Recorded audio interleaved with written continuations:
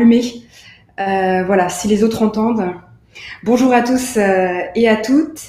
Merci pour vous être connectés aujourd'hui pour cette webconférence sur tout savoir sur les cotisations sociales et les mesures exceptionnelles liées à la crise avec l'URSSAF, qui est aujourd'hui notre invité dans cette webconférence de l'ADI.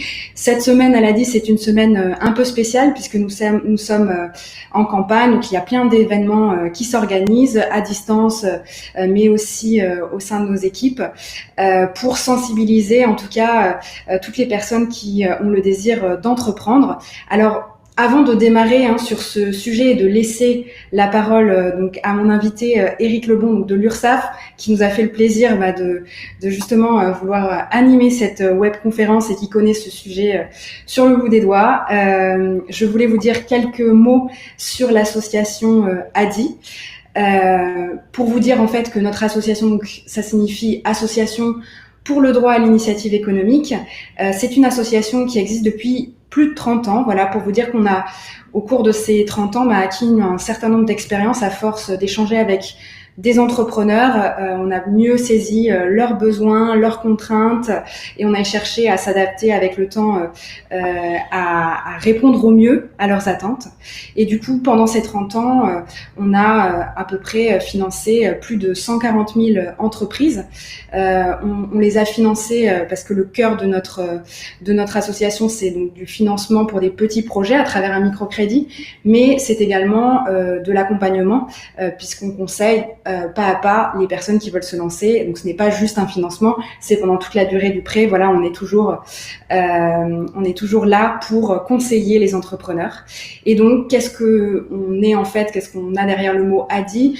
C'est une équipe avec plus de 1300 bénévoles qui ont tous un peu leur secteur d'expertise, des anciens comptables, des anciens commerciaux, des anciens banquiers. Et ce sont également des salariés, puisqu'on est 550 permanents, et on est présent partout en France, en métropole et en Outre-mer. Donc, pour résumer, en fait, qu'est-ce qu'on fait à l'ADI? Eh bien, on va conseiller, accompagner les personnes qui ont un projet de création d'entreprise ou qui sont déjà en activité et qui ont besoin d'un financement pour développer leur activité ou créer leur entreprise. Et on propose également, troisième chose qu'on fait après le conseil et le financement, c'est des produits d'assurance. Parce que pour les petites activités, voilà, on s'est rendu compte que souvent les produits proposés n'étaient pas forcément adaptés. Voilà, j'en ai terminé avec ma présentation très courte pour l'association.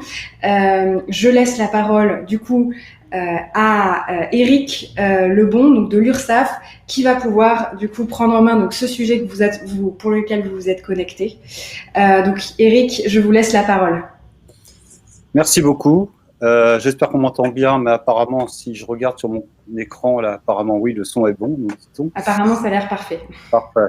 Donc, bonjour à toutes et à tous. Enchanté de pouvoir échanger avec vous. Donc, deux mots. Moi, je suis directeur national du recouvrement des travailleurs indépendants à l'ACOS. L'ACOS, grosso modo, c'est la maison mère des URSSAF. Et puis, je suis également directeur d'un nouvel organisme qui s'appelle le Conseil de la protection sociale des indépendants, qui est issu en fait de la fin du régime social des indépendants et de l'intégration de ce régime dans le cadre du régime général. On pourra y revenir si vous avez des questions, mais je ne pense pas que ce soit la priorité du sujet. Donc l'idée aujourd'hui, c'était de pouvoir échanger avec vous sur ce qui s'est passé et ce qui est en train de se passer par rapport à cette crise sanitaire, qui bien évidemment nous a tous touchés de manière un peu imprévue, mais surtout très, très fortement. D'abord vous, les entrepreneurs, les indépendants, et puis nous aussi en tant qu'organismes sociaux pour pouvoir essayer de nous adapter, vous accompagner, etc. dans ce qu'il faut bien le dire, et pour moi en tout cas qui malheureusement est maintenant pas mal de temps derrière moi dans ces organismes sociaux, une situation inédite qui nous a obligés à prendre un certain nombre de mesures. Donc je vous propose de passer assez rapidement sur un certain nombre de sujets, d'en développer peut-être d'autres de manière un petit peu plus conséquente, et surtout de laisser la place à l'échange derrière si ça convient. Et j'en profite, Eric, puisque nous avions une question, et c'est ma faute, je n'ai pas précisé au début de la webconférence, on nous posait la question combien de temps allait durer la présentation. Donc on est sur une présentation environ de 30-40 minutes grand maximum, si j'ai bien compris. Et donc, en tout cas, il y aura bien un temps dédié pour vos questions. Donc, gardez bien toutes vos questions en tête pour la fin de la webconférence. D'accord. Donc oui, on parlera aussi des auto-entrepreneurs puisque je vois qu'il y a quelques questions également sur le sujet. Donc, qu'est-ce qui s'est passé depuis cette histoire de confinement au mois de mars? Du côté recouvrement, nous avons pris des mesures inédites, comme je le disais tout à l'heure, qui étaient à la fois simples et compliquées. Simple parce que de facto, on a pris la décision de reporter en fait les cotisations concernant les indépendants. Et puis ensuite d'essayer de voir comment et à quel moment on pourrait reprendre ces cotisations. Alors, on a fonctionné de manière très séquencée, c'est-à-dire quasiment au mois le mois, parce que vous le savez aussi bien que moi, la crise sanitaire nous apporte régulièrement un certain nombre de choses nouvelles. J'y reviendrai tout à l'heure, puisqu'après, à peine a-t-on repris le recouvrement qu'on est obligé de l'arrêter de nouveau pour certains secteurs, mais je vais y revenir. Donc, mesure forte de départ à partir du mois de mars, report des cotisations. Et ce report des cotisations a duré du mois de mars jusqu'au mois de septembre. À partir de fin août, plus exactement. À partir du mois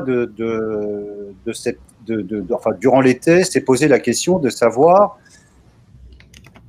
si les choses le permettent, comment reprendre en fait ce calcul des cotisations en ayant à l'esprit le fait qu'on ne va pas pouvoir demander aux intéressés de payer leurs cotisations de la même manière, en tout cas sur des montants identiques que ce qui était prévu, puisque je le rappelle pour tout le monde, s'agissant notamment des artisans, des commerçants, des professions libérales dites classiques, quand je dis classique, c'est par opposition, entre guillemets, aux micro-entrepreneurs, aux auto-entrepreneurs, on est sur un système provisionnel et ensuite calcul d'une régularisation pour arriver sur le définitif.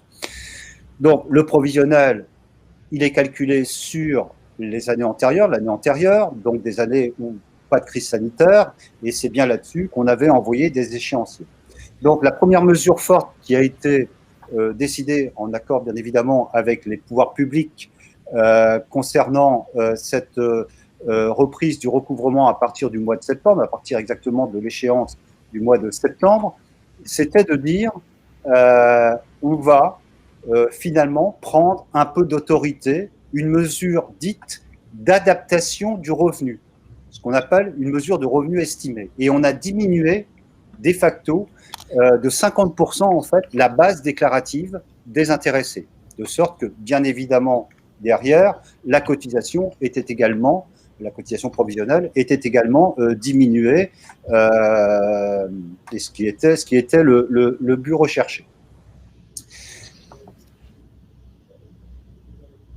À partir de là, donc diminution de l'assiette de cotisation, envoi d'un nouvel échéancier pour permettre la reprise du recouvrement sans asphyxier finalement les indépendants.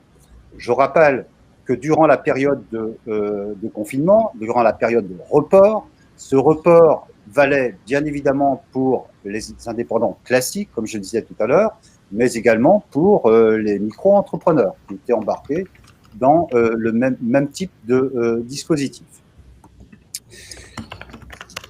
Je ne reviens pas sur les mesures d'exception. Enfin, il y avait quelques catégories de personnes qui ne bénéficiaient pas de ce revenu estimé diminué de 50%, qui n'en ont pas bénéficié. Ce sont des cas bien particuliers, de gens qui rentrent dans leur création d'entreprise, des gens qui sont taxés d'office, etc., des conjoints collaborateurs. Bref, tout ça, c'est de l'exception, je dirais, par rapport au point plus général qui nous incombe aujourd'hui.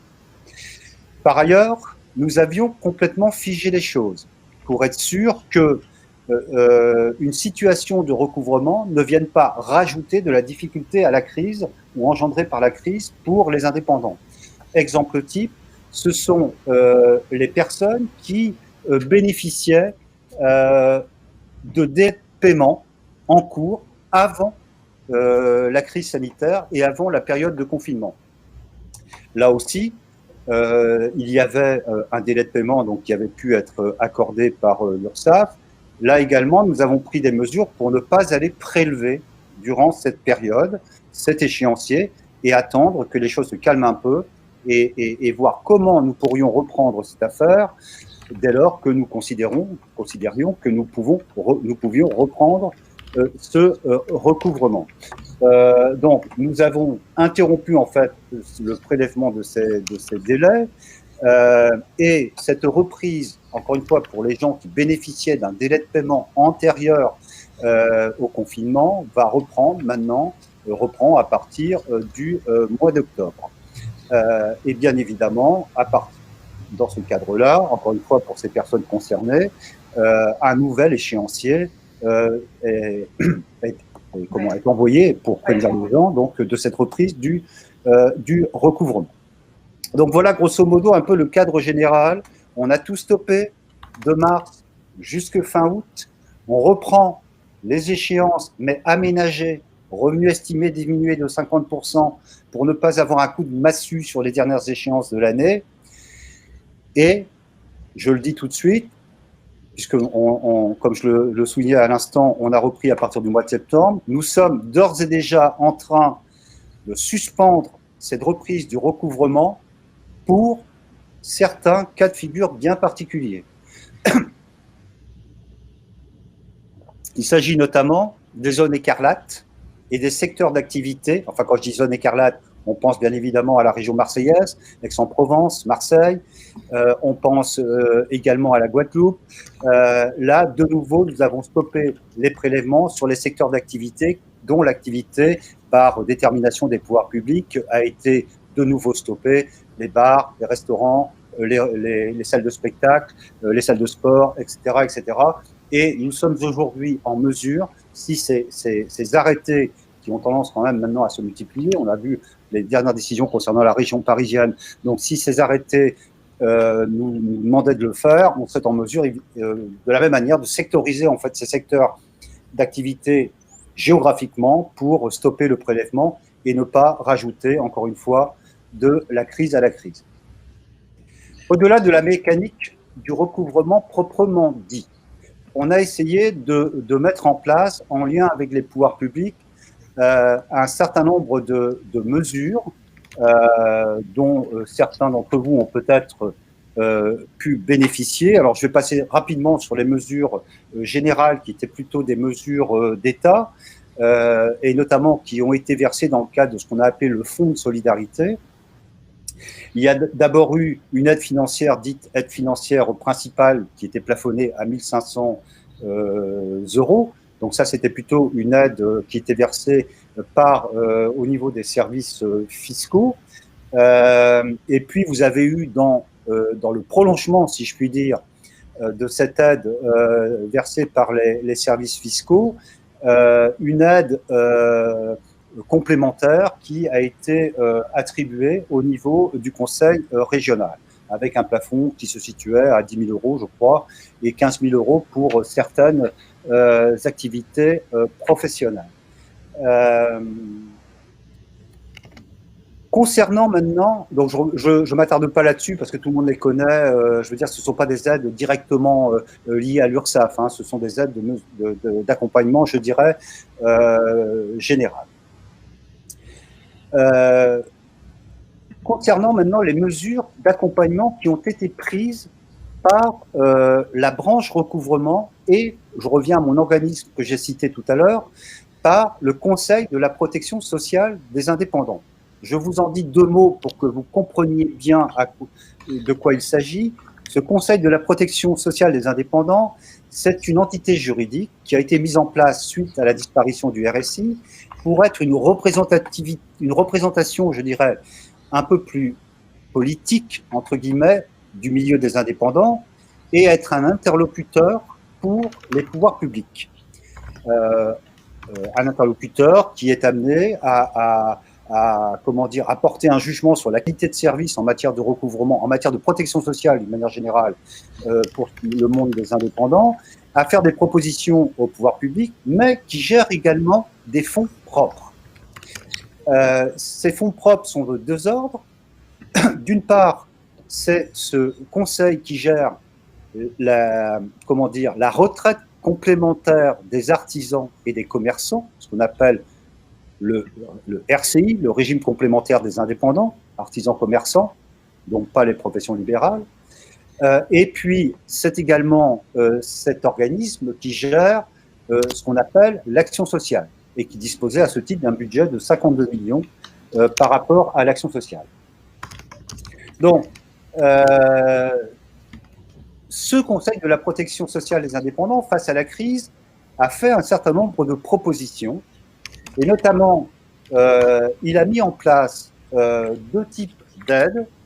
Premièrement, une aide financière exceptionnelle, qu'on a appelée dans notre jargon aide financière Covid, et qui était une aide subsidiaire au fonds de solidarité État que j'évoquais tout à l'heure. C'est-à-dire que vous étiez indépendant, vous ne pouviez pas bénéficier de l'aide d'État pour des raisons X ou Y, vous pouviez dans ce cadre-là faire une demande au titre de l'aide financière exceptionnelle au niveau de votre URSSAF pour un montant maximum, là également, de 1 500 euros. Et puis, deuxième type d'aide, c'est une aide qui a été votée par le Conseil de la protection sociale des indépendants, qui a reçu l'agrément des pouvoirs publics, du ministère des Affaires sociales et du ministère des Comptes publics, qui était une aide exceptionnelle d'un montant global d'1 milliard d'euros, qui a été prise sur les réserves, le fonds de réserve de la retraite complémentaire que j'évoquais tout à l'heure, qui disposait grosso modo, enfin, qui dispose encore grosso modo de 20 milliards à peu près, un peu moins de trésorerie. Et donc la décision de ce Conseil a été de dire j'en prends un pour venir en aide aux indépendants. Comment ça s'est passé cette affaire? Ça s'est passé de la manière la plus simple. Étaient éligibles à cette aide les indépendants toujours en activité, bien évidemment, et qui étaient en activité en 2018 et avaient cotisé au titre de la retraite complémentaire que j'évoquais tout à l'heure. Le montant de l'aide étant proportionnel, en fait, au montant de leur cotisation dans une limite maximum de 1 250 euros. C'est-à-dire, j'ai cotisé 1 000 euros au titre de la retraite complémentaire des indépendants en 2018, sans que je ne demande rien, on vient finalement m'abonder du montant de ma cotisation au titre de cette aide. Donc aujourd'hui, évidemment, on a quasiment dépensé ce milliard d'euros. On verra par la suite, est-ce que cette opération doit être renouvelée ou pas? Ce sera évidemment fonction de l'actualité, fonction de la crise et comment tout ça évolue. Voilà, pour l'instant, on s'en tient déjà à ce milliard. Ça a été un vrai débat parce que aller prendre évidemment sur un fonds de réserve de retraite, ce n'est pas, c'est pas complètement anodin. Bien évidemment, on l'a fait parce qu'on savait qu'on avait de la visibilité, qu'on pouvait le faire et que ceci, évidemment, ne mettait pas en péril ce fonds d'indemnisation. À côté, en fait, de ce fonds d'indemnisation et de l'aide exceptionnelle, il y a également, et c'est une première d'ailleurs pour les URSSAF d'une certaine manière, il y a également les dispositifs d'accompagnement et d'aide, et qui eux sont pérennes, versés au titre de l'action sociale. Je vous disais tout à l'heure, le fonds d'action sociale, c'est la propriété du CPSTI, mais il est délégué à une instance régionale et en fait, il est géré par les URSSAF locales. Donc, au titre de cette action sociale, pardon, deux types d'aides qui peuvent être allouées aux indépendants, là, qu'on soit artisan, commerçant classique ou qu'on soit micro-entrepreneur, j'ai une difficulté particulière, je peux éventuellement me retourner vers l'URSSAF et faire une demande au titre de l'action sociale avec deux types d'aides bien particulières. Une aide dite aide financière exceptionnelle, qui a pour objectif d'aider le travailleur indépendant à résoudre une difficulté exceptionnelle, ponctuelle, perte d'un marché, un incendie, etc., etc. Donc cette aide, évidemment, dans le cadre de la crise, peut trouver pleinement son rôle à jouer. D'ailleurs, elle est versée, hein, elle a continué à être versée. Le montant n'est pas complètement dérisoire, puisqu'on peut être sur un montant maximum de 6 000 euros. Alors évidemment, il y a une graduation en fonction de l'examen qui est fait par l'instance régionale du CPSTI, mais tout ça n'est pas complètement négligeable. Et puis, une autre aide qui s'appelle l'ACED, l'aide aux cotisants en difficulté. Là, ça consiste non pas à une aide financière parce que j'ai une difficulté particulière, mais je suis véritablement en difficulté. La crise n'a fait qu'accentuer ma difficulté. Là, je demande, est-ce que je peux bénéficier d'une prise en charge de mes cotisations sociales? Et ceci se fait par une demande d'ACED. Donc sur les sites, ursaf.fr, sur le site Sécu Indépendant, vous trouverez tous les détails et comment remplir ce type d'aide. En tout cas, vous pouvez regarder pour le cas où vous seriez concerné et où ça vous intéresse. Donc, aujourd'hui, pour synthétiser tout ça, report des cotisations jusqu'au mois d'août, reprise de manière très cadencée du recouvrement, mis à part les régions écarlates et les secteurs d'activité concernés, à partir du mois de septembre, évolution possible si des zones rentraient dans cette couleur écarlate pour la suite, bien évidemment, par rapport toujours au secteur d'activité, mise en place des aides au niveau de l'État et mise en place des aides au niveau du recouvrement proprement dit, tel que je viens de l'évoquer, y compris donc au titre de l'action sociale. Eric, je profite du moment puisqu'on est sur ce sujet-là, puisque plusieurs personnes posaient la question pour une personne du coup qui aurait créé son activité en 2020. Qu'en est-il est-ce qu'elles peuvent être éligibles à ces aides? Alors, qu'on soit bien clair, à question précise, plutôt réponse précise. Concernant l'aide exceptionnelle du CPSTI, la mécanique de 1 milliard d'euros dispatchés localement, bien évidemment que non, puisque j'expliquais tout à l'heure, je disais que cette aide était calculée de la manière suivante. Je suis en activité et elle est calculée par rapport aux cotisations que j'ai payées en 2018 sur la retraite complémentaire. Donc, par définition, quelqu'un qui crée son entreprise en 2020 ne peut pas bénéficier de cette aide. Pour ce qui concerne les aides d'action sociale, j'ai créé mon entreprise, je ne sais pas, début 2020. J'ai dû faire comme tout le monde, me confiner dès la période du mois de mars, etc. Je suis particulièrement touché. On va venir tout à l'heure sur les mesures, évidemment, de sortie de crise et d'accompagnement. Bref, malgré tout ça, je sens que je ne vais pas m'en sortir. Je suis parfaitement en droit de faire une demande à l'instance régionale du CPSTI, à la commission d'action sociale de cette instance, pour, le cas échéant, solliciter une aide au titre de l'aide exceptionnelle que j'évoquais ou au titre de l'ACED, une prise en charge de cotisation. J'espère que je suis clair dans mes réponses. C'est effectivement clair et comme je le rappelle pour tout le monde, je vois qu'il y a déjà beaucoup de questions sur le chat. Pensez bien à garder vos questions pour la fin, voilà, pour qu'on puisse au moins avancer sur la présentation. Mais bien sûr, il y aura un temps dédié aux questions. Voilà. J'en viens maintenant, puisque là, finalement, on était à la fois un peu sur le passé et le présent quand même, hein, à travers la reprise du recouvrement et puis l'action sociale que j'évoquais à l'instant.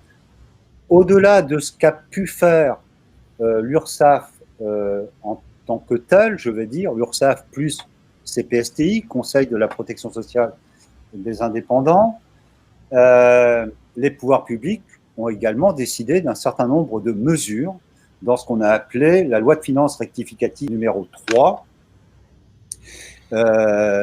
C'est-à-dire que, alors c'est quoi la philosophie de cette loi de finances rectificative numéro 3? C'est de considérer pardon, que certains secteurs d'activité devaient, dans le cadre de la reprise, on va dire, de l'activité économique, pouvoir bénéficier d'une réduction de cotisation, parce que particulièrement touchés par la crise. Cette réduction de cotisation, elle vaut pour les artisans et les commerçants, les professions libérales classiques, elle vaut également pour les micro-entrepreneurs. Alors, évidemment, tout le monde ne peut pas bénéficier de cette réduction de cotisation sociale. Bénéficie de cette réduction de cotisation sociale un certain nombre de secteurs d'activité qui ont été établis, vous l'avez dans le document en annexe, je crois, qui ont été établis en ce qu'on appelle 3 listes, S1, S1 bis et S2, secteur 1, secteur 1 bis, secteur 2. Secteur 1, ce sont les secteurs particulièrement frappés pendant cette période, c'est-à-dire là où l'activité a été globalement stoppée. On pense évidemment, on revient toujours d'ailleurs sur les mêmes secteurs, hein, qui restent, en tout cas dans certains endroits, particulièrement touchés. Ce sont les bars, les restaurants, les salles de spectacle, etc., etc. Donc ça, en général, ça rentre dans la liste des secteurs 1, dit secteur 1, et qui bénéficient de facto d'une réduction de cotisation. Peuvent bénéficier également de cette réduction le secteur dit 1 bis. Qu'est-ce que c'est que ce secteur 1 bis? C'est un secteur qui, lui, n'a peut-être pas été complètement, enfin, n'a pas dû complètement fermé, si je puis dire. Je vous parle dans la philosophie générale, hein. Après, il faut se référer aux listes, parce que là, il y a quand même, la liste sont assez longues, je ne les connais pas par cœur. Mais qu'est-ce que c'est que ce secteur 1 bis? C'est un secteur qui n'a pas dû forcément complètement fermé, mais dont l'activité était très liée au secteur numéro 1 et qui, de fait, a été pénalisé dans son exploitation du fait des entreprises secteur 1 ayant dû fermer. Et donc, à partir de là, ces secteurs également peuvent bénéficier de cette réduction de cotisation. Et enfin, le secteur dit 2, qui ne rentre pas donc dans le 1 et dans le 1 bis, mais qui est un secteur dont l'activité a été interrompue du fait de la crise sanitaire, notamment des secteurs qui recevaient du public ou des choses comme ça, et dont le chiffre d'affaires a été particulièrement impacté par cette crise. Donc, le montant de réduction de cette cotisation, il est de 2 400 € si vous relevez du secteur 1 ou du secteur 1 bis, et il est de 1 800 € si vous relevez du secteur 2.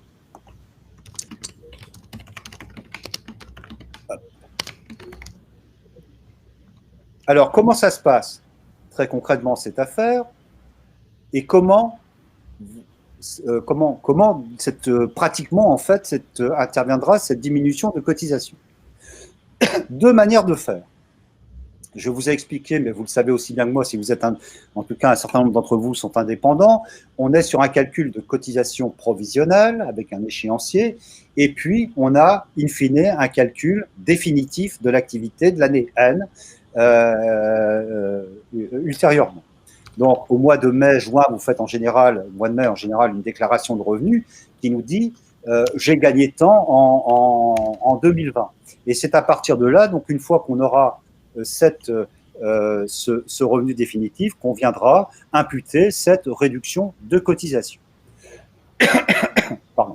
Toutefois, si vous souhaitez anticiper cette affaire, vous pouvez le faire toujours par le biais ce qu'on appelle le revenu estimé dont j'ai parlé tout à l'heure, c'est-à-dire sur la partie provisionnelle, avant donc la régularisation définitive qui intervient en N+1. Et à partir de là, vous pouvez en fait calculer un revenu estimé abattu de 5 000 € pour le secteur 1 et secteur 1 bis, bien évidemment si votre revenu le permet, et de 3 500 € sur votre secteur 2, si vous appartenez au secteur 2. Ça veut dire que là aussi, de facto, votre cotisation sera diminuée d'autant. Pardon. De la même manière, pour les micro-entrepreneurs, puisque j'ai dit qu'eux aussi rentraient dans cette réduction de cotisation. Vous pouvez également appliquer le montant de la cotisation à vos futures en fait, déclarations de revenus. Alors, selon votre activité, vous avez la possibilité, lors de la déclaration donc, de votre chiffre d'affaires, de déduire du chiffre d'affaires déclaré le montant de votre chiffre d'affaires réalisé de mars à juin. Si vous appartenez au secteur 1 et au secteur 10, je m'excuse, c'est un peu compliqué, mais c'est comme ça. Et de mars à mai, si vous rentrez dans le cadre du secteur 2. Et vous pouvez appliquer cette déduction sur vos déclarations de septembre 2020 à janvier 2021 pour les mensuels, d'octobre 2020 à janvier 2021 pour les trimestriels. Sachant que, je sais qu'il y a beaucoup de questions là-dessus, que bon nombre de personnes ne les ont pas appliquées, que tout ça reste un petit peu compliqué, qu'on attend encore une lettre d'application des pouvoirs publics, mais de toute façon, nous, en tant qu'URSSAF, on va vous écrire sur le sujet. Donc, encore une fois, je sais que tout ça est parfois un petit peu complexe, j'essaye de résumer ma présentation pour ne pas être trop compliqué. Le confinement, le report, la reprise sur la base d'un revenu estimé abattu, des aides État, des aides ursafiennes, si je puis dire. Ensuite, les pouvoirs publics qui prennent le relais sous forme de réduction de cotisations sociales. Et enfin, troisième volet de cette reprise et de mesures exceptionnelles face aux éventuelles difficultés, pardon. Ce sont les mesures d'accompagnement que nous, URSSAF, nous allons mettre en place concernant les personnes qui, malgré les différentes hypothèses que j'évoquais, continueraient à avoir des difficultés. Alors, qu'est-ce qu'on va faire? Eh bien, on va faire une chose à la fois simple et un petit peu inédite. Vous avez recommencé à payer des cotisations, puisqu'on a repris le recouvrement, comme je l'indiquais tout à l'heure, à partir du mois de septembre. Et on s'aperçoit, ou vous nous le signalez tout simplement, que vous ne pouvez pas faire face à vos échéances. À partir de là, c'est nous qui allons prendre la main. C'est-à-dire que, de fait, on va revenir vers vous et on va vous proposer un plan d'accompagnement de votre entreprise, enfin, vous en tant que de vos dettes personnelles, là, puisque je m'adresse à des indépendants, si je puis dire, sachant qu'il y a le parallèle, hein, il y a sur les entreprises, on va donc vous proposer un échéancier qui devra être de 9 mois, grosso modo, 15 mois pour l'outre-mer. Les chiffres ne sont pas encore complètement arrêtés, ça figurera dans l'instruction ministérielle que j'évoquais tout à l'heure.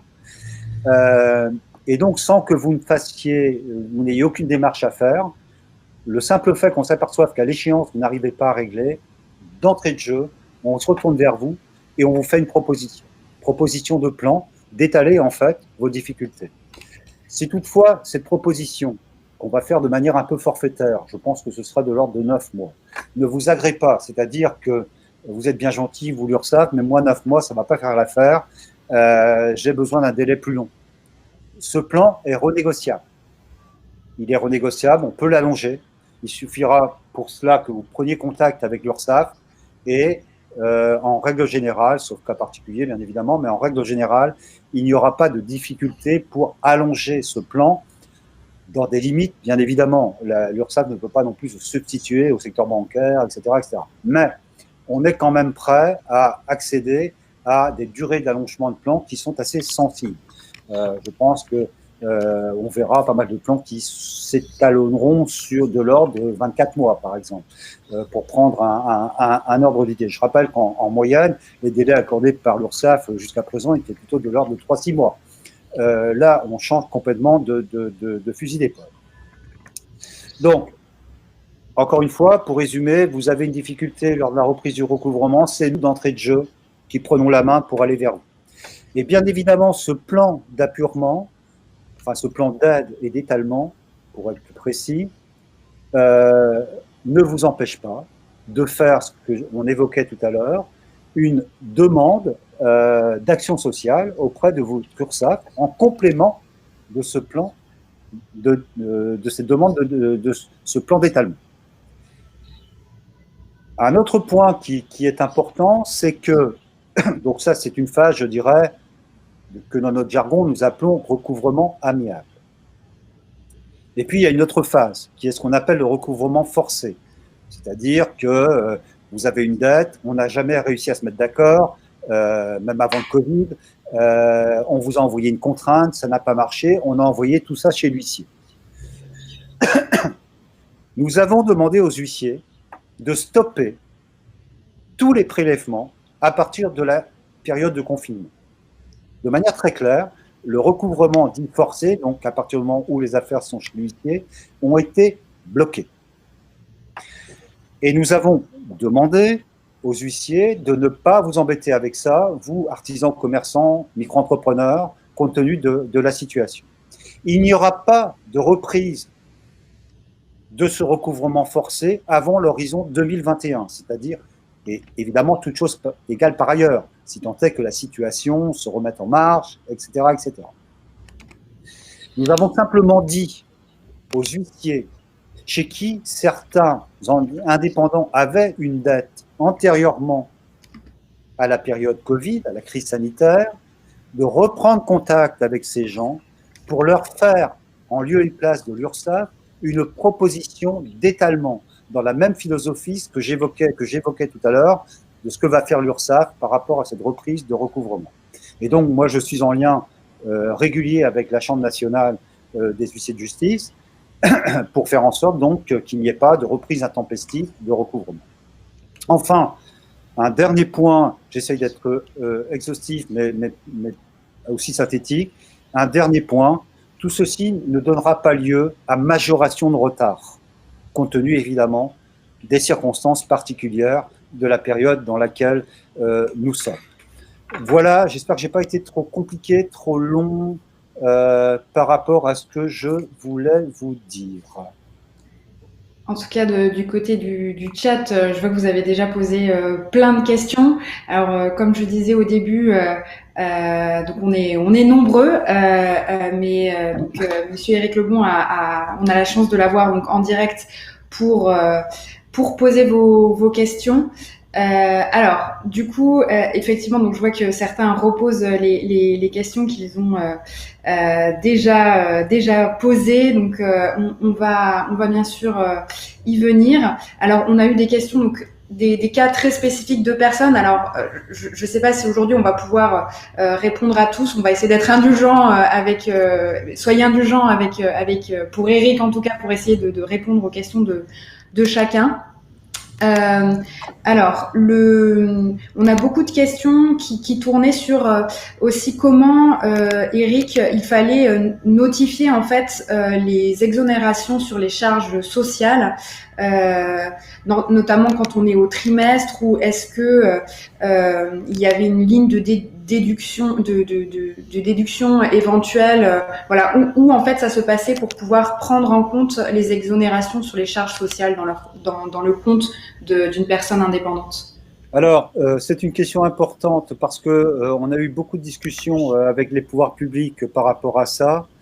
Il est évident que nous, on aurait bien aimé le faire. Hein, on aurait bien aimé le faire, c'est-à-dire dire monsieur ou madame Intel, vous êtes dans telle catégorie, on vous applique une diminution de charge parce que vous pouvez bénéficier de la réduction de cotisation que j'évoquais tout à l'heure.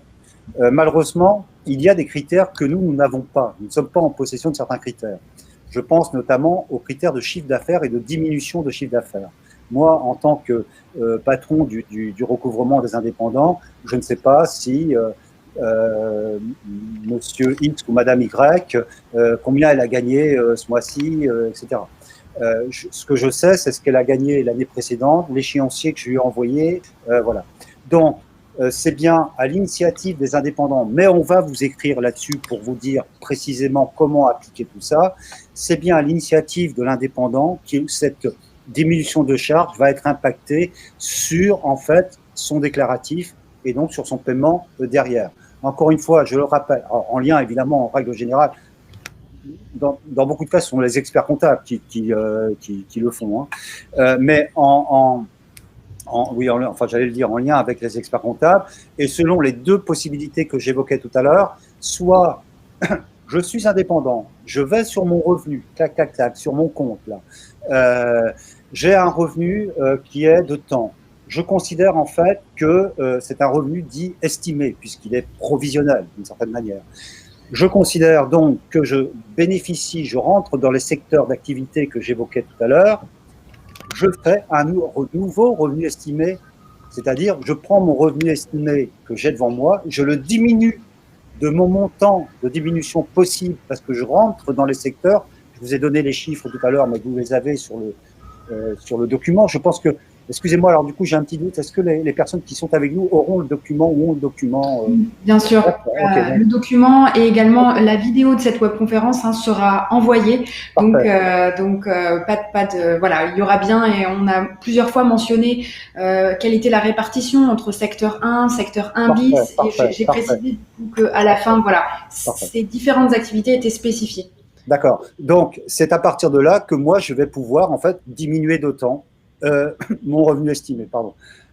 Ou je ne le fais pas d'entrée de jeu, j'attends ma cotisation définitive, parce que n'oublions pas qu'on se retrouve l'an prochain, en espérant que les choses aillent mieux, bien sûr, pour le calcul de la cotisation définitive de l'année 2020. Et à partir de là, de toute façon, j'appartenais au secteur 1 bis, j'avais le droit, donc je n'ai rien fait pour l'instant. Je diminue d'autant non plus ma base de revenus, mais ma cotisation. Et là, il y aura effectivement un encart particulier pour le faire. Où je suis secteur, où je suis, où j'attends effectivement, où je l'ai fait d'entrée de jeu, où j'attends la définitive pour aller non plus sur une diminution de revenus estimés, mais sur une diminution de cotisation. Et je précise de mon côté, parce que je vois qu'il y a beaucoup de personnes qui arrivent avec des cas très spécifiques, donc sur leur activité. Voilà, je pense comme on est 232, ça va être difficile pour Eric de répondre parce que chaque cas est un peu particulier. Mais vraiment, l'idée dans cette webconférence, c'est de vous donner, comme l'a fait Eric, donc les bons éléments, en tout cas, quelles sont les démarches dans un premier temps à faire depuis votre compte. Alors oui. Excusez-moi, je vais vous couper. J'ai vu quelques questions. Je suis sophrologue. Est-ce que je peux en bénéficier, etc., etc. Alors, je suis désolé, j'ai pas une mémoire suffisante pour avoir tous les codes NAF en tête. Mais dans le document, vous avez en annexe les listes et les codes d'activité correspondants, en fait. Et si vous avez un doute, d'abord, il faut que vous compreniez. Je sais que ça peut paraître ça peut même faire sourire. Mais on est dans une situation particulière. Et moi, le premier, je plaide pour que du côté recouvrement, nous nous mettions aussi dans une réponse adaptée et particulière. Donc, vous pouvez, dans cette période, compter sur l'indulgence des URSSAF par rapport à votre situation. Vous avez une activité, je reprends le cas des sophrologues, encore une fois, je ne sais plus si c'est dedans ou pas. Vous avez un doute, vous êtes bien dans le code NAF, mais je ne sais pas trop. Vous n'hésitez pas à appeler le 36 98 du côté URSSAF et on vous précisera les choses. Voilà, vous avez un doute, vous êtes du secteur 2, c'est ça que je voulais dire tout à l'heure. J'ai une perte d'activité, mais est-ce qu'elle est bien égale à? N'hésitez pas à prendre contact avec votre expert comptable qui lui-même pourra prendre contact avec l'URSSAF pour qu'on se mette d'accord. Et encore une fois, nous sommes dans une période particulière, donc sachez, je vous le dis vraiment très sincèrement, que du côté des organismes de recouvrement, on est nous aussi dans un état d'esprit très particulier. Voilà. J'ai vu également, donc j'essaye de regrouper un peu les questions. On a eu sur le sujet des aides, donc aides spécifiques. Alors, je pense que ça va être difficile de répondre à cette question, mais comme je vois qu'elle revient souvent, beaucoup de questions sur un peu ce futur où on ne sait pas vraiment effectivement, c'est cette période incertaine dont vous avez bien mentionné, mais beaucoup de personnes se posaient la question, est-ce qu'il va y avoir un nouveau fonds de solidarité qui va être mis en place? Est-ce que pour Est-ce qu'on a déjà une vision pour, par exemple, 2021 Voilà, je vois qu'en tout cas, c'est un sujet qui revient beaucoup. Des personnes inquiètes, en tout cas, de dire, mais voilà, est-ce qu'on a déjà une visibilité sur les prochains mois également des aides qui pourraient être ou pas mis en place? Alors, je vais essayer d'être le plus clair, le plus transparent possible par rapport à ça. Je mesure combien ça peut être important pour certaines et certains qui sont avec nous. Sur les aides d'État, le fonds de solidarité que j'ai évoqué tout à l'heure, je suis désolé, je ne peux pas vous répondre. Moi, je n'ai pas les éléments pour savoir ce que les pouvoirs publics vont décider, notamment du côté de Bercy, enfin du ministère des Finances. Ça, je me garderai bien parce que je ne sais pas. Pardon. Pour ce qui concerne de l'appui et des aides URSSAF.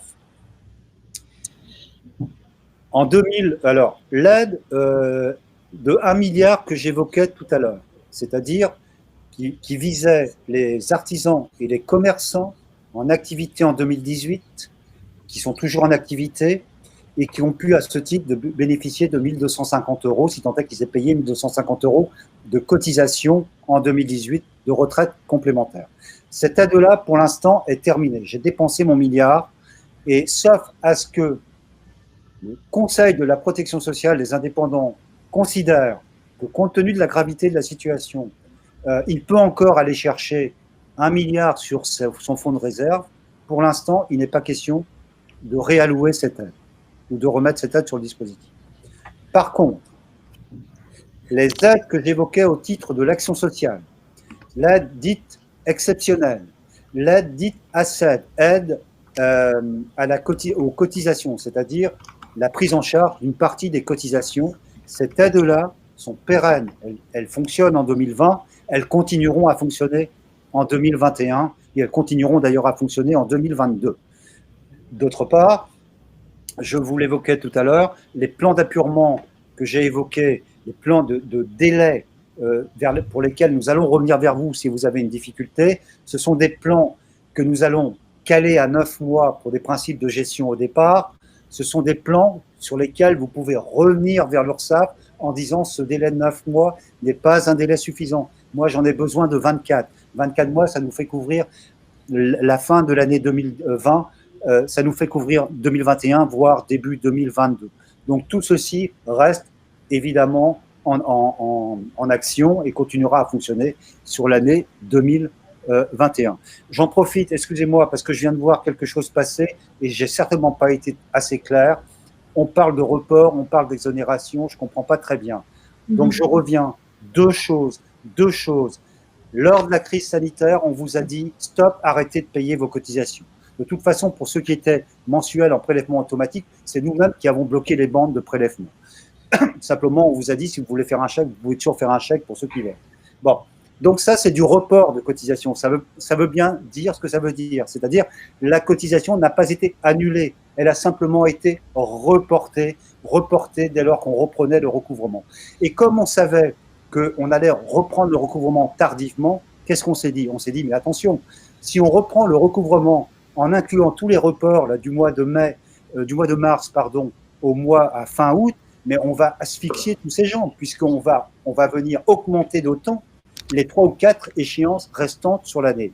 C'est pour cela que nous avons pris la décision d'abattre le revenu, estimer le revenu de base sur lequel vous calculez vos cotisations de 50%, considérant que durant cette période, vous n'avez quasiment de toute façon pas eu d'activité ou très peu d'activité. Et c'est pour ça que vous vous retrouvez avec des échéances qui sont moindres que ce qui aurait dû être le cas si on n'avait pas procédé de la sorte. Donc ça, c'est un report. Et c'est un report, encore une fois, si vous n'arrivez pas à payer, qu'on va retrouver dans le fameux plan d'appurement, plan d'aide, plan de délai de paiement que j'ai évoqué tout à l'heure, qui pourra s'étaler 9, 10, 12, 15 mois, 24 mois. Premier point.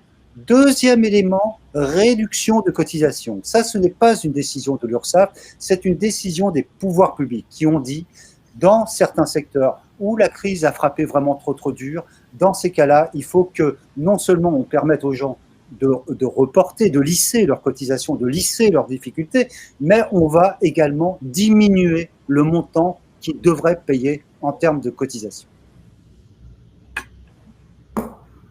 Merci en tout cas pour cette précision, et j'en profite aussi pour faire pour poser peut-être la question, puisque ça regroupe beaucoup de questions de personnes qui effectivement, comme vous l'avez bien dit, moi, se trouvent un peu perdues, ne savent pas forcément dans un premier temps vers qui se tourner.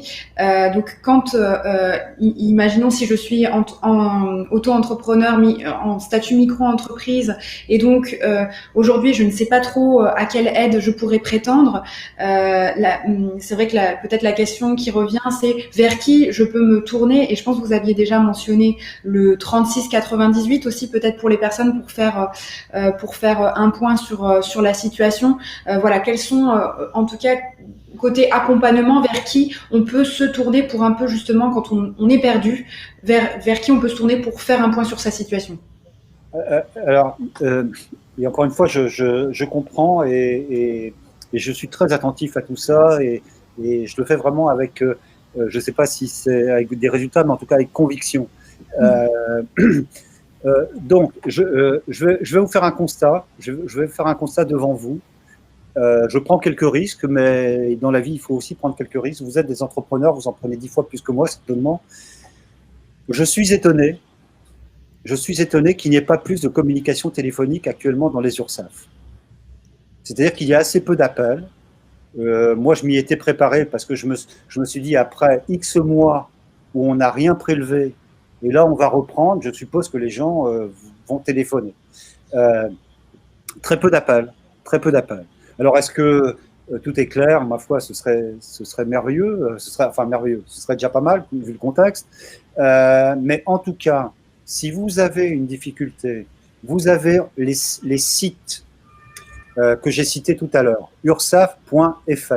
Vous avez le site Sécu Indépendant. Sur ces deux sites, vous trouvez un peu ce que je viens de dire, avec d'ailleurs un certain nombre d'exemples concernant à la fois le report, concernant la réduction de cotisation et concernant la population à la fois des artisans, des commerçants, des professions libérales et des micro-entrepreneurs. Et je rappelle qu'il y a aujourd'hui un site dédié pour les micro-entrepreneurs, de la même façon que vous avez une application dédiée smartphone pour les micro-entrepreneurs. Donc vous pouvez déjà trouver tout ça là-dessus. Mais moi, je reste intimement convaincu, peut-être parce que je vieillis, que de temps en temps, il faut mettre de l'humain dans tout ça, parce que c'est pas le tout d'être devant son micro et se dire, parce que tout ça, c'est quand même du jargon, c'est un peu compliqué, etc., etc. On a démarré son activité, on est dans la difficulté. Je pense qu'on a autre chose à penser que forcément passer ses journées à essayer d'éclaircir tout ça. Donc, pour ceux qui ont un expert comptable, bien évidemment, je les invite à prendre contact avec leurs experts comptables, sachant qu'on a fait un webinaire avec eux, ou en tout cas qu'on est en train de mettre en place un webinaire avec eux, et que moi j'ai rencontré l'Ordre national des experts comptables pour leur parler de tout ça. Mais vous avez également des contacts possibles du côté URSSAF, le 36 98, qui est le numéro que vous pouvez appeler pour avoir des réponses, le cas échéant, sur votre cas particulier.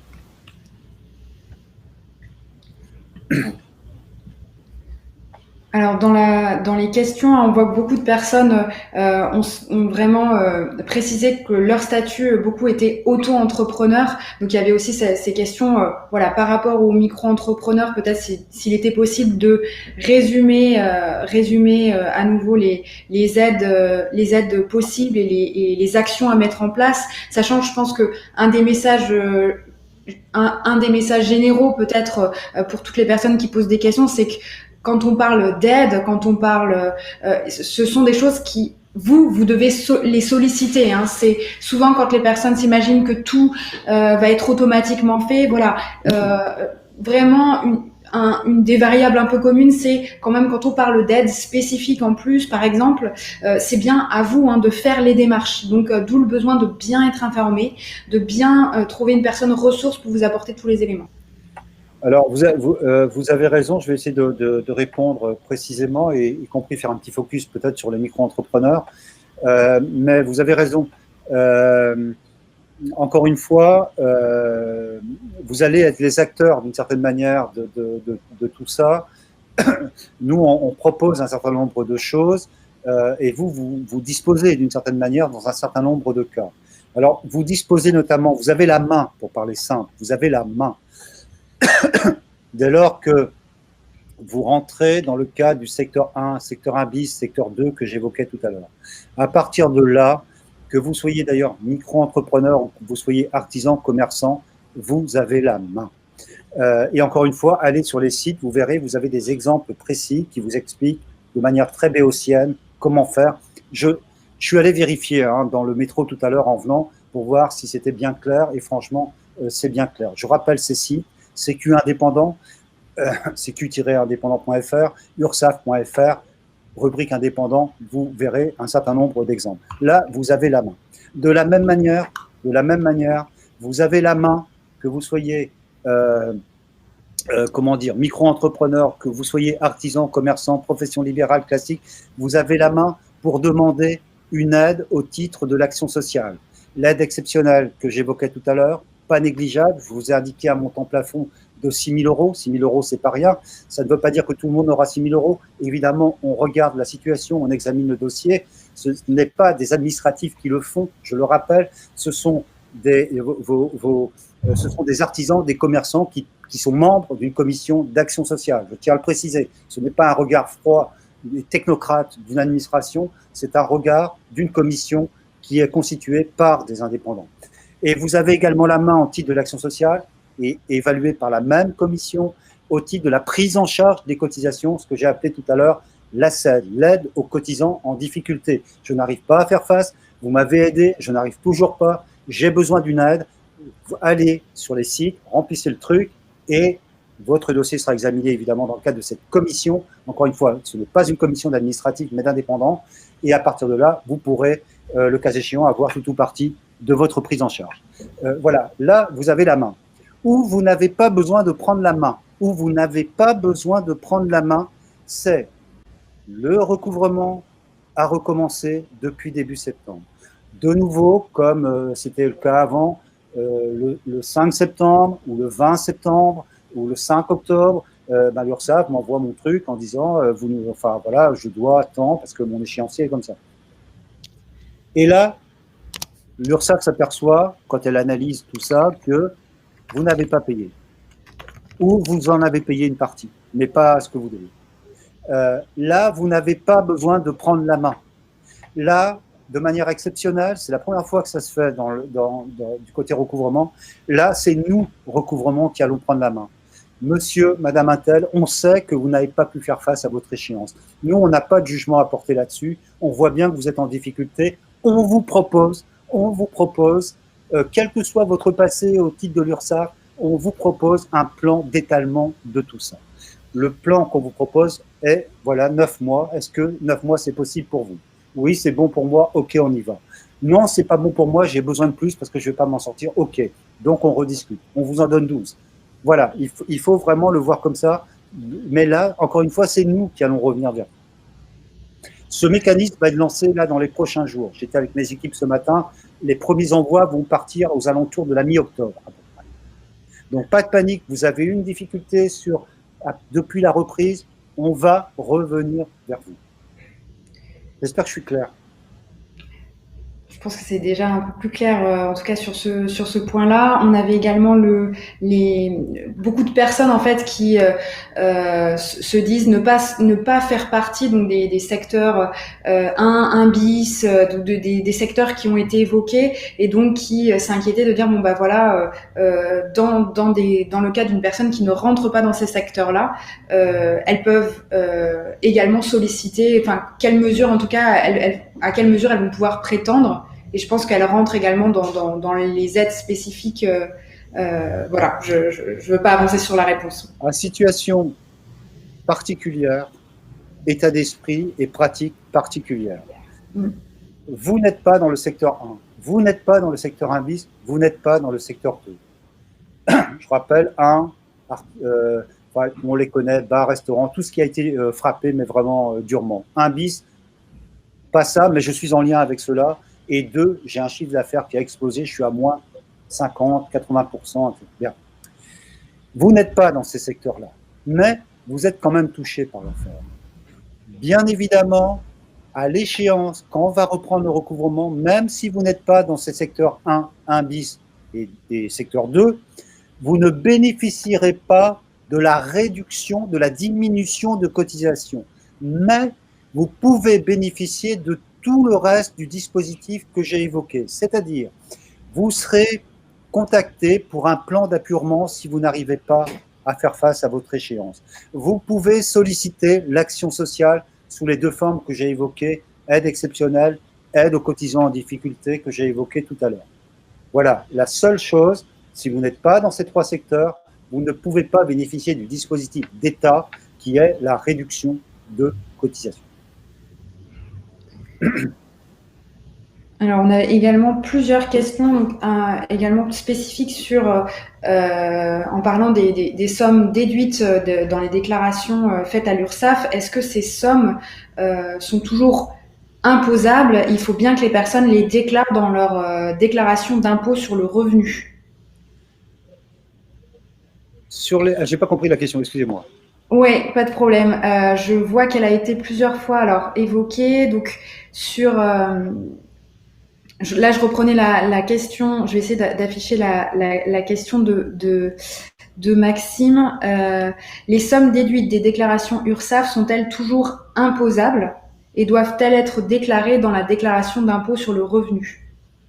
Donc Maxime, si vous pouvez nous éclairer sur votre question, vous voulez dire que suite à vous avez bénéficié d'une déduction, quelle est la somme que vous allez rentrer au moment de votre déclaration des revenus, si j'ai bien compris? Si je comprends bien la question de Maxime, mais évidemment je reste à l'écoute si j'ai mal compris.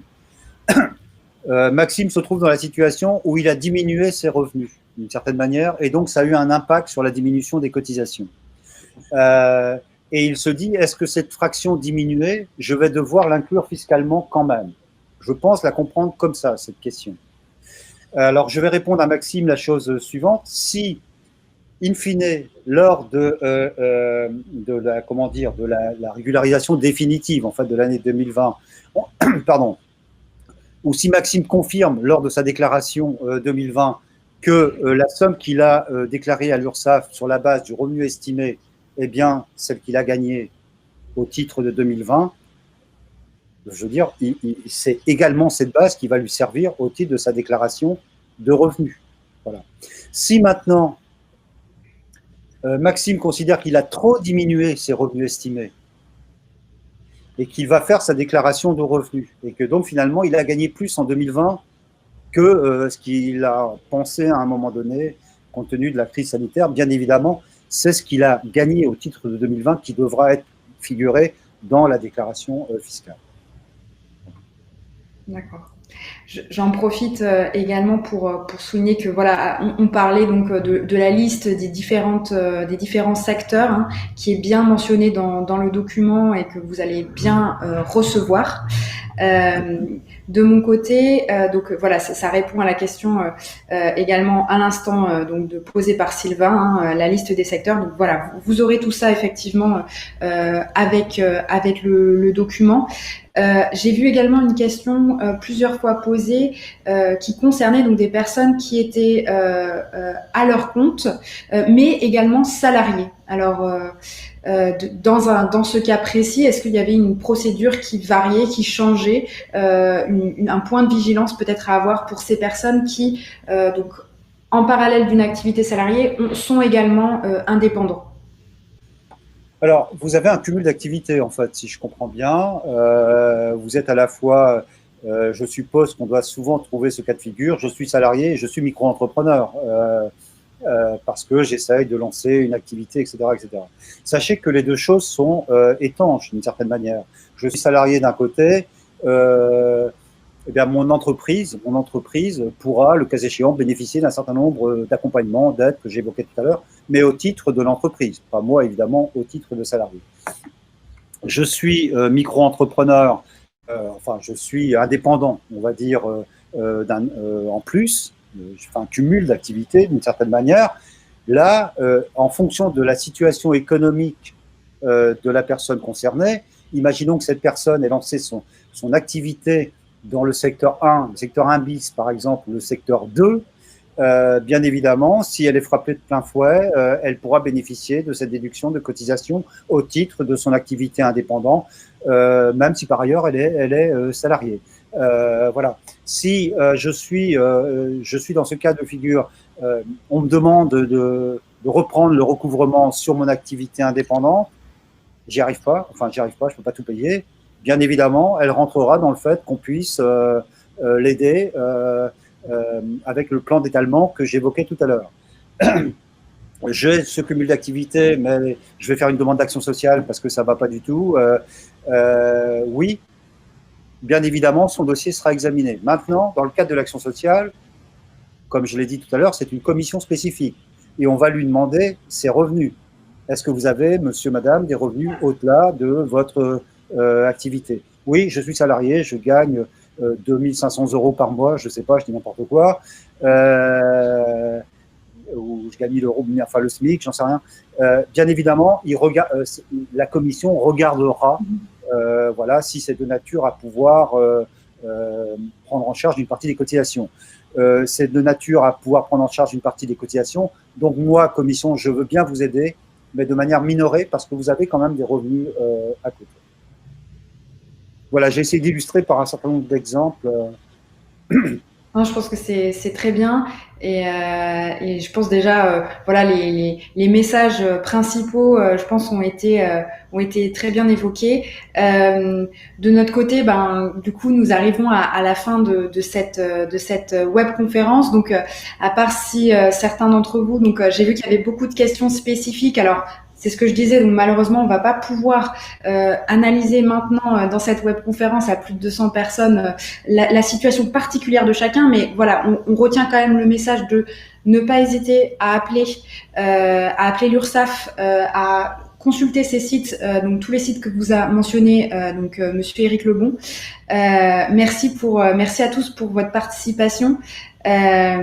Après, voilà, peut-être une dernière question, si vous le souhaitez, s'il y avait encore un point qui était pas clair. J'ai essayé vraiment de résumer vos questions. J'espère n'avoir oublié personne. Je vois que les messages de merci, en tout cas, défilent. Et moi, j'en profite également pour remercier Éric pour avoir su quand même arriver à simplifier les choses pour un sujet qui est quand même de premier abord qui peut paraître très complexe, d'avoir en tout cas su passer les bons messages. Donc j'espère que ça a pu vous être utile. Pour les cas particuliers, donc voilà, une personne qui posait les cas particuliers, est-ce qu'il y a une adresse mail? Alors, j'ai une proposition très honnête à vous faire. Synthétisez-moi les questions, enfin par grande thématique. Je vous ferai une réponse écrite par grande thématique et qui sera à disposition des gens ayant participé. Alors par le biais je ne sais pas comment on peut le mettre à disposition, mais ça à vous de voir. Et effectivement, ça me fait une très bonne transition, Eric, pour dire que voilà, comme on vous l'a dit au début, donc le support avec les listes en annexe, également la vidéo de cette webconférence va vous être envoyée, bien sûr. Et donc n'hésitez pas, hein, l'échange ne s'arrête pas là. Donc toutes les personnes voilà qui avaient peut-être une question très spécifique, ça peut être aussi le moment de nous la poser et nous voilà, le but c'est qu'on puisse trouver des solutions. Donc n'hésitez pas de poursuivre l'échange, en tout cas même après cette webconférence. En tout cas merci à tous et merci à Eric pour tous ces enseignements. Pour moi en tout cas, j'ai déjà appris pas mal de choses. J'espère que vous également. Et puis eh bien je vous souhaite une bonne après-midi à tous. Et puis à très prochainement, si vous le souhaitez, pour suivre une autre de nos webconférences. Merci à vous. Merci.